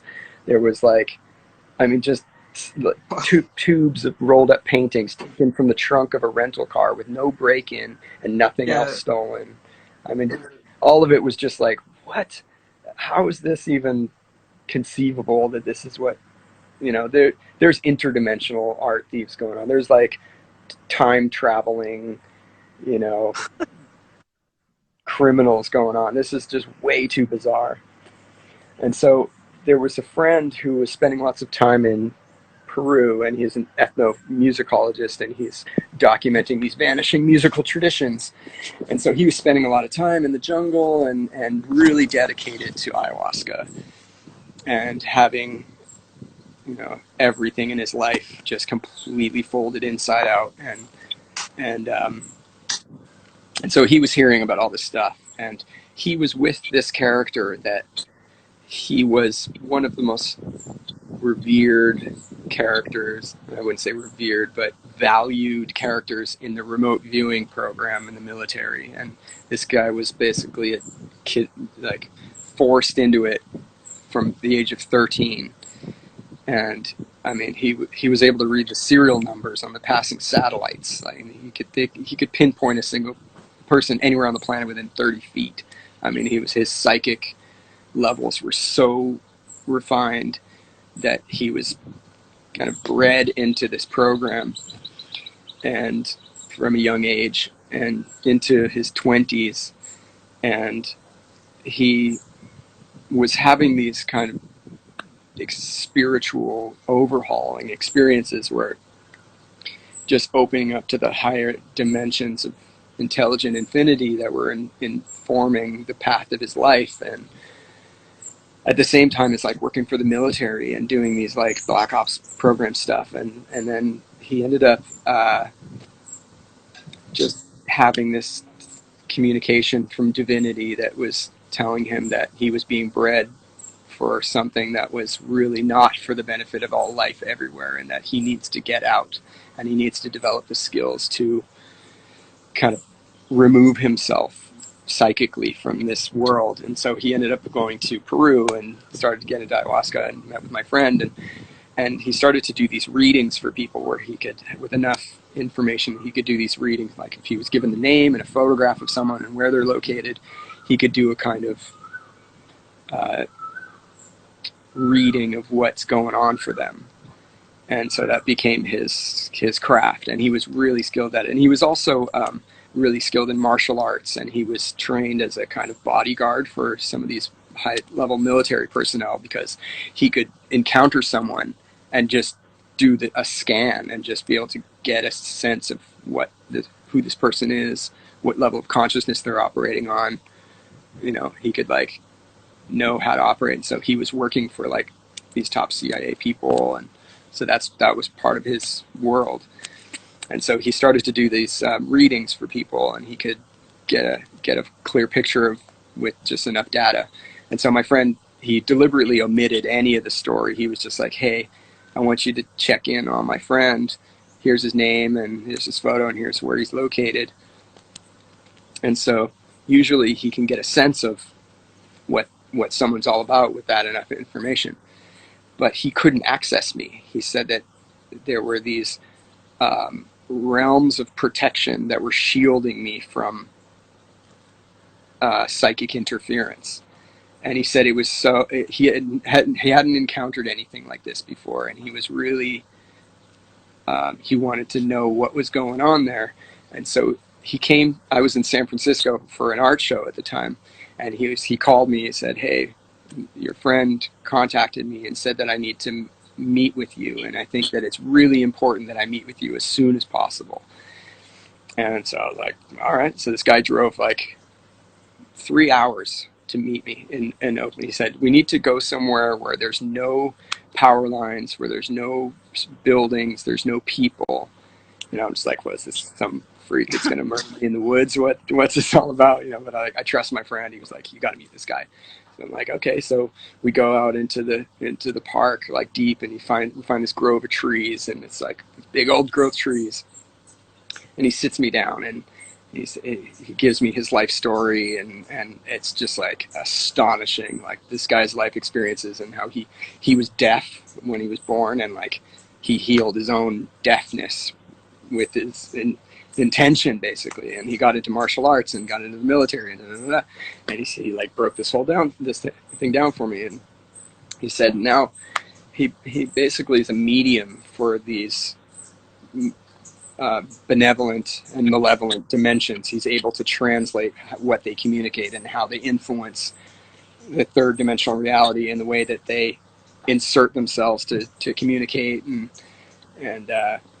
he said, usually I can access somebody's field and get a sense of who they are. But he said I had just rings of beings surrounding me that were protecting me from anybody being able to like manipulate me or to like access my consciousness. And he said, I just wanted to meet with you just to see what kind of being you are and like what you're working with. And so he said, if you'll allow me, I will communicate with these beings and I will let them speak to you. And he started speaking, and it just opened up this emotional floodgate. Hey? So it says we have like 1 minute. So shit. Okay. we could do another one. Yeah, let's do another one, and then we'll just wrap it up. How about that? Yeah. This is a real trip for me. Real fascinating story. I want to hear it. Yeah. So, yeah. Yeah, let's start a new one, and then we'll go from there. All right.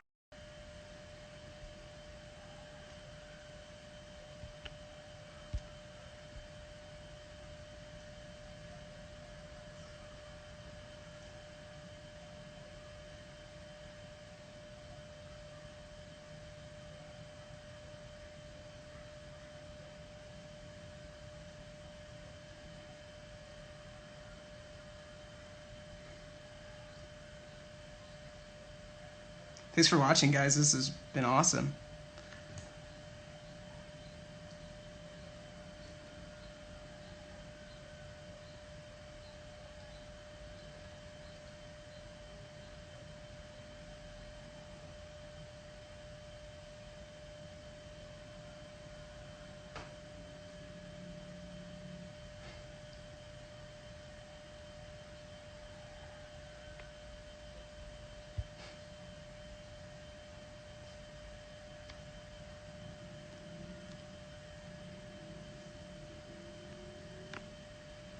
Where are you guys all listening from?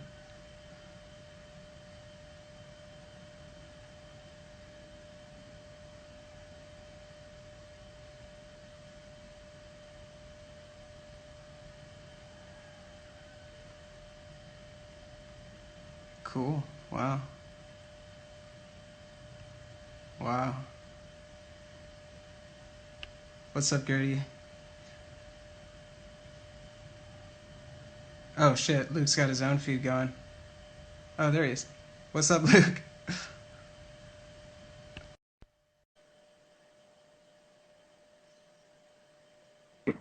Hey, buddy. Hey, I couldn't figure it. I thought I was waiting for you to show up on mine. Oh shit. Yeah. All right, cool. So where was I? Oh yeah, so we're sitting in the woods, and he's unfolding this I mean the depth of cathartic emotion that is unfolding for both of, I mean everything that he's communicating, he's experiencing the same depth of emotion that I'm feeling, and it's just like, I mean, we were just like shuddering with intensity as this communication is taking place. And he said that what he had to communicate was really, really important. And he said that he was able to go back, I don't know how many hundreds or thousands of incarnations back. There was a point where I was someone who was well versed in occult magic, and that I had opened up something that was so detrimental to the field of consciousness. Like I had invoked something that was really detrimental, just out of ego, and something took place that was, and that I was somebody who was a very public figure, and that I had a lot of influence over a lot of people, and that this metaphysical exchange took place which opened up something. And he said that it was so it had such a negative impact that every incarnation to follow was to undo the effect of it. It was like a karma had been unleashed, a karmic thread to repair what needed to be repaired, and that each incarnation was to be brought into the circumstances that would introduce me to the aspects of the occult and to magic, so that I would be able to beneficially influence the planet through magic. And he said that this has been ongoing for generations and generations and generations of incarnations of this personality self.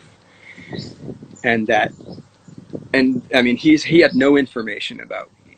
He didn't know that I was an artist. He didn't know anything. He deliberately did not look me up on the internet. He was like, that's part of the authenticity. And what he was revealing was by above and beyond the affirmation that this guy was legit, because he was expressing things that were so deeply personal within my own self and my process and my life and my childhood. He was just like matter-of-factly presenting them in a way that's just like, okay, you're the real deal. No, absolutely no doubt about that.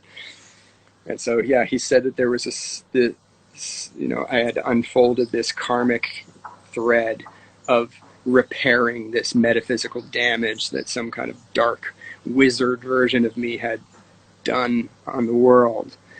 And that, that I had been brought up to be introduced to the circumstances and to the people that would lean me towards this occult stuff.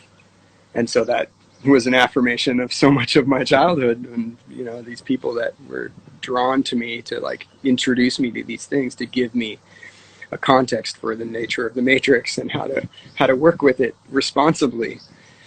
And he said that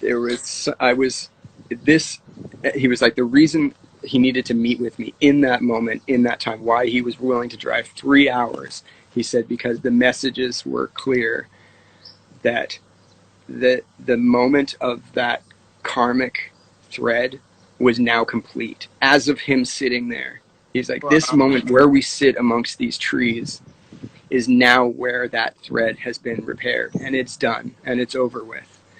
And he said, I can see that you have succumbed to this existential doubt and despair because of very violating events that have happened that have taken valuable things from you. And he said that those events were orchestrated by the last remaining remnants of these realms that wish to do me harm. And he said that they cannot do you any harm. They can only pull you from your doubt of what you're here for and what your purpose is. That's the only power they have over you. And that these events were their last attempts to pull you from what you're here to do. And he said, you're here to do great things, and you're here to really make your mark in the most beneficial way for humanity, and don't let anything in life tell you different. And that you have realms of powerful beings that are here to be summoned upon at any moment. They're here, they're right here, their faces are telling you this right here, and they're just holding you with the most comforting, unconditional support that at any moment you need them. And there are many of them, and they've been here this whole time. So don't let any of these events pull you from that. And he said, I'm here to tell you and assure you that those events that took place are no longer going to take place. That chapter is now closed. You've passed the test. You're still here. You're still on course. And that was the last attempt for you to be pulled from your purpose, and that it's now done. That has now been sealed. Thousands of incarnations of now that has been achieved.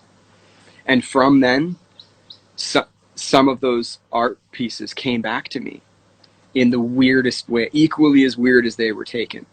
Wow.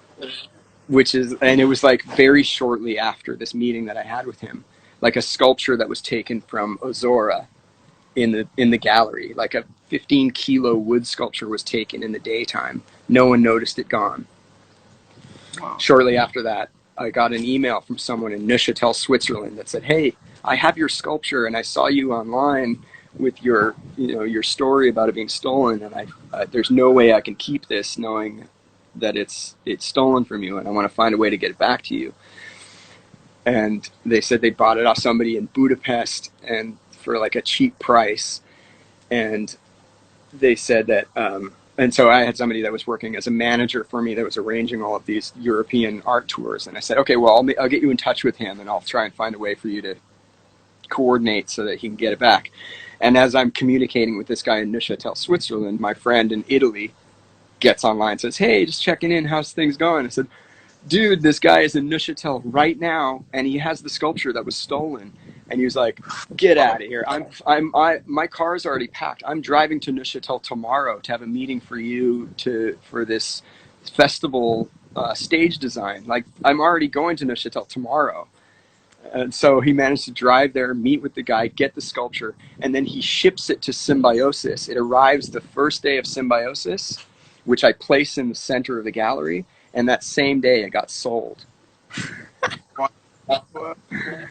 Yeah. So that was just like one of the returns of my artwork. So it was like the whole thing just came right back around. It was like the spell was broken, and and the other sculpture that got stolen from the storage container in England, 6 people in a forklift broke into a storage container and moved this 8-foot wood sculpture that, like, it takes that many people to move this thing. I got an email from someone who says, "Hey, I've got this. Let's make a deal." Basically ransoming it back to me. Like, I have this, you give me 20 grand and you'll get it back. And I was like, who the fuck is this? The audacity that this person has to steal my artwork and then ransom it back to me. Who is this? And the case was that it was a sculpture that was made for Glade Festival in the UK. They had some kind of split amongst the organization. One of the main directors ended up teaming up with this whole lock, stock, and 2 smoking barrels underworld of London coke dealing gangsters. They broke into the container and stole it as like a fuck you to Glade Festival, but they were just like, whatever, like unfazed because it was my artwork that was stolen. And so they took this sculpture, and so I wrote to the organization. I was like, "Hey, what do you make of this?" And they're like, "Oh, okay, we had our suspicions that it might have been this crew that might have done that, but honestly, I wouldn't follow up on it because these guys are like some of the most dangerous cop killing crazies, and you don't get the police involved with them because they'll come after your family, basically."